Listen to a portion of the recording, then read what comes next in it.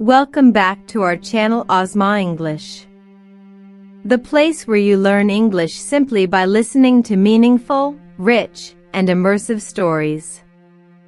Here, we believe that language grows inside your mind the same way a seed grows into a tree, slowly, naturally, and without stress.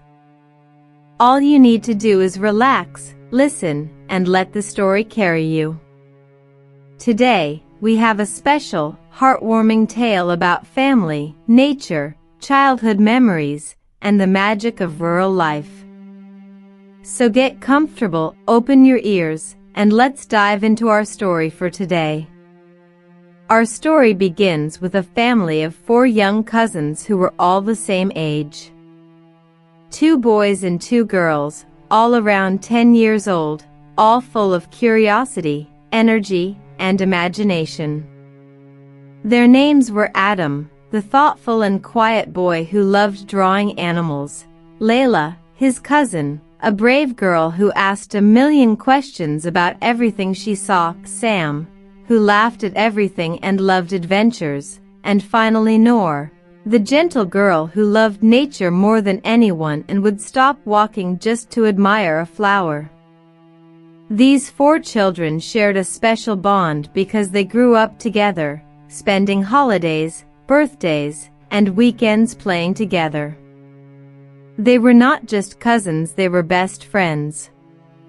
One summer, their parents decided to send them for the holiday to their grandfather's old countryside house. This house was deep in the rural area, far from the noise of the city, surrounded by green hills, tall trees, clear rivers, and open fields that smelled like wildflowers and warm sunlight. The children had always heard stories about this place, stories of the old wooden house, the fresh food, the friendly farm animals, and the peaceful life that seemed to move slower and softer than city life. And now, for the first time, they were going to spend an entire summer there. The trip was long, but the moment their car entered the countryside, the children pressed their faces against the windows. The city buildings slowly disappeared behind them, replaced by endless fields of wheat dancing with the wind, flocks of birds flying low over the road, and cows grazing lazily near wooden fences. The sky looked bigger, the air smelled fresher, and everything felt peaceful, as if the world itself was breathing calmly. When they finally arrived, their grandfather was standing outside the old house waiting for them. His back was slightly bent, his hair completely white, but his smile was bright and warm enough to erase all the children's tiredness. He opened his arms wide, and the 4 children ran to him, hugging him tightly. He laughed, patted their heads, and told them how tall they had grown. Behind him, the wooden house stood proudly, with its green shutters, stone steps, and climbing vines full of tiny purple flowers.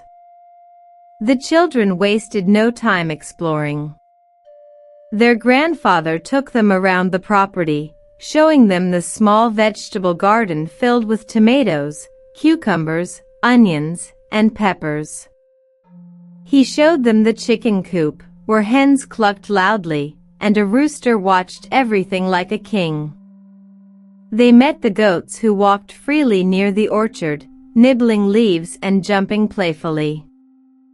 There was even an old donkey named Haroun who carried baskets of vegetables from one side of the farm to the other. The children were fascinated.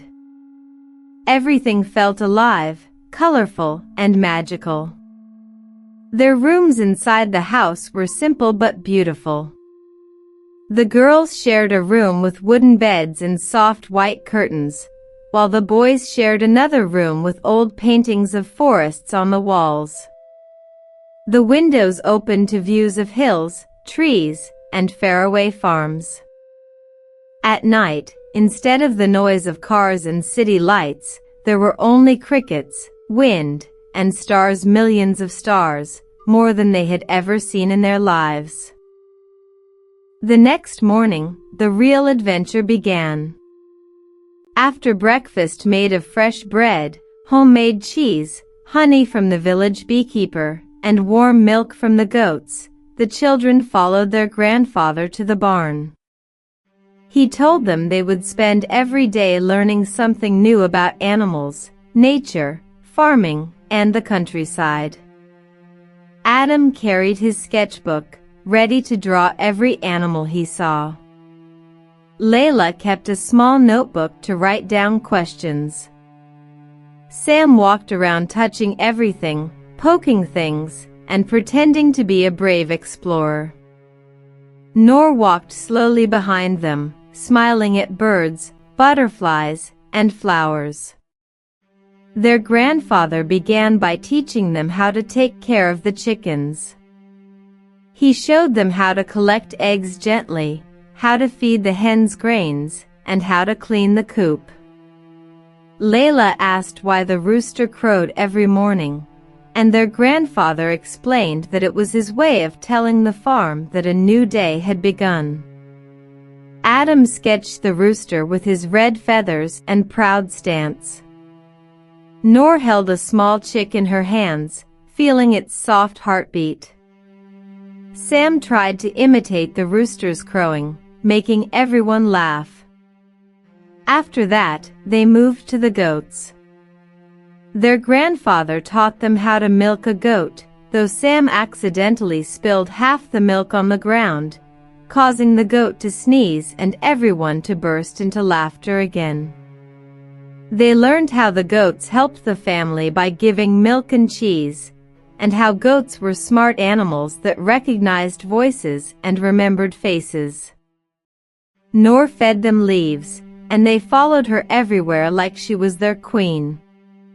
One day, their grandfather took them to the forest behind the farm. The forest was full of secrets, footprints of animals, fallen trees covered with moss, birds with colorful feathers, and tiny streams that made soft music as they flowed.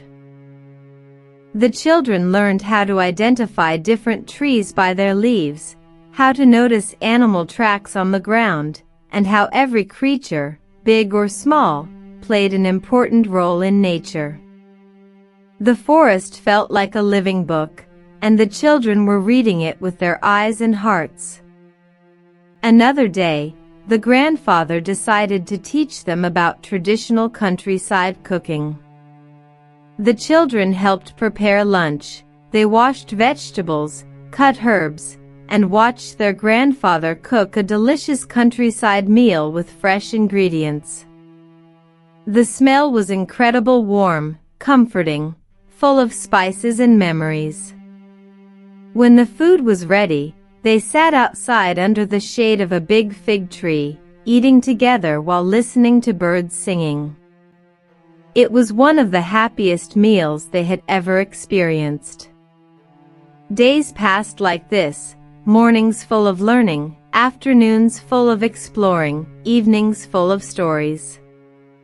The children discovered hedgehogs hiding under bushes, rabbits running across fields, frogs jumping near the river, and beautiful birds sitting on branches. Adam drew everything he saw. Layla asked questions about every creature. Sam chased the animals gently, trying to play with them. Noor whispered to the flowers and trees like they were old friends. But the most magical night came when their grandfather took them up the hill to watch the sunset. They climbed slowly, breathing the cool evening air. At the top, the entire valley spread beneath them: the farm, the fields, the river, the orchards, the forests.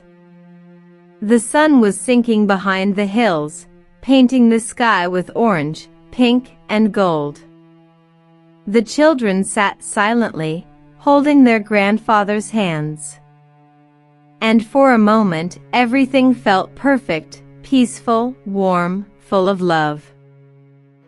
Their grandfather told them that nature was a teacher.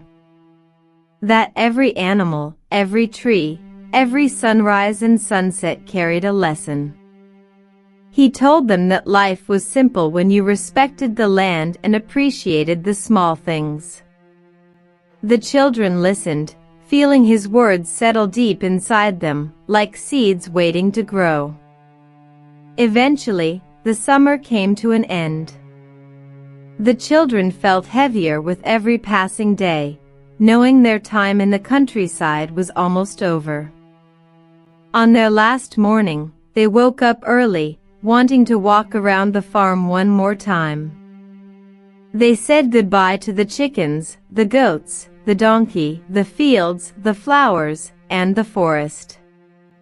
They walked slowly, trying to memorize every sight, every smell, every sound. Before they left, their grandfather hugged them tightly and told them they were always welcome. He said the countryside would always be here, waiting for them, ready to teach them more whenever they wanted to return. The children promised they would. And when they got into the car, they looked back through the windows just like they did on the first day, but this time, it wasn't curiosity they felt. It was love, nostalgia, and a deep connection to the place that had changed them. They left the countryside carrying more than memories. They carried lessons, friendships with animals, appreciation for nature, and the warmth of their grandfather's stories. And they knew that this summer would stay in their hearts forever. Now, let's quickly summarize our story. This summer taught the four cousins more than they ever expected. During their weeks in the countryside, they discovered a world completely different from the city, a world filled with gentle animals, fresh air, peaceful landscapes, and the warmth of their grandfather's guidance. They learned how to care for chickens and goats, how to understand the language of the forest, how food was grown with patience and hard work, and how nature holds endless secrets for those who are willing to look closely. Every day brought a new adventure, a new lesson, and a new memory, watching sunsets from the hilltop, exploring the woods, helping with the garden, and sharing meals under the shade of fig trees. By the end of their stay, they felt changed, more connected to nature, more grateful for simple joys, and more united as a family.